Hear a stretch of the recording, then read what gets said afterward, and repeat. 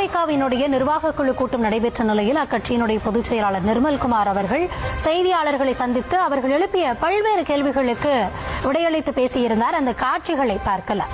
பொதுக்கூட்டங்களில் தாவேகாவினுடைய கொடிகள் பறந்ததா எடப்பாடி அவர்களே அதை நிறைய விஷயங்கள் இந்த ஒரு மாதத்துல பத்திரிகையாளர் நிறைய பேரும் எல்லாரும் இல்ல நிறைய விமர்சகர்களும் எங்களை நாங்க அமைதியாக இருந்தோம். பட் நீங்கள்லாம் எங்க சம்பந்தப்பட்ட பல விமர்சனங்கள் பல விவாதங்கள் நீங்கள் நடத்துறீங்க. அது எல்லாத்துக்கும் கடைசியில் ஏன்ட்ட கேள்வி கேட்டு நீங்க பதில் சொல்லுங்கன்னா கண்டிப்பாக எங்களுடைய நிலைப்பாட்டில் ஒரு மாதத்திற்கு முன்னால் என்ன நிலைப்பாடோ நானுக்கே சொல்லிட்டோம். அந்த நிலைப்பாட்டில் எந்த மாற்றம் ஒரு மாதத்துக்கு முன்னால் என்ன நிலைப்பாடோ அந்த நிலைப்பாட்டில் இப்போ வரைக்கும் எந்த மாற்றமும் இல்லை. நாங்க அமைதியா இருந்தோம். நீங்க எல்லாம் விவாதம் பண்ணிட்டு அப்புறம் அதுக்கு பதில் சொல்லுங்கன்னா நாங்க